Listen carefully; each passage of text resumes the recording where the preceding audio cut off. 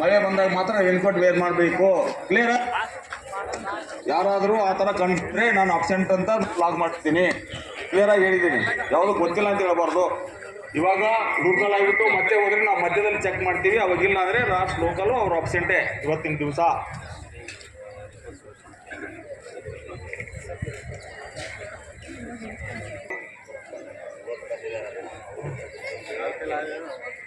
ಅದೇ ಹೇಳ್ತಾ ಇದ್ದೀನಿ. ರಿಟರ್ನ್ ಲೋಕಲ್ 7 ಗಂಟೆಗೆ ಸಣ್ಣ ಎಲ್ಲರೂ ಲೋಕಲ್ಗೆ ಇರಬೇಕು. ಯಾರು ನಿಮ್ಮ ರೆಸ್ಪಾನ್ಸಿಬಲ್ ಆಫೀಸರ್ ಇದ್ದಾರೆ ಅವ್ರು ಇರಲೇಬೇಕು. ನಿಮ್ಮ ಮನೆಯನ್ನು ಕಂಟ್ರೋಲ್ ಮಾಡಿ ಪರಿಹರಿಸ್ತೀವಿ, ಫಾರ್ವರ್ಡ್ ಮಾಡ್ತೀವಿ. ಆಮೇಲೆ ನಮ್ಗೆ ಯಾವುದೂ ರೀಸನ್ ಹೇಳೋಂಗಿಲ್ಲ. ಮೇನ್ ಗೇಟ್ ಆಗಲಿ ಹೊರಗಡೆ ಇರಬೇಕು. ಡಬಲ್ ರೋಡ್ ಗೇಟ್ ಇರಲಿ, ವೆಸ್ಟ್ ಗೇಟ್ ಇರಲಿ, ಸೌತ್ ಗೇಟ್ ಇರಲಿ, ಹೊರಗಡೆ ಇರಬೇಕು.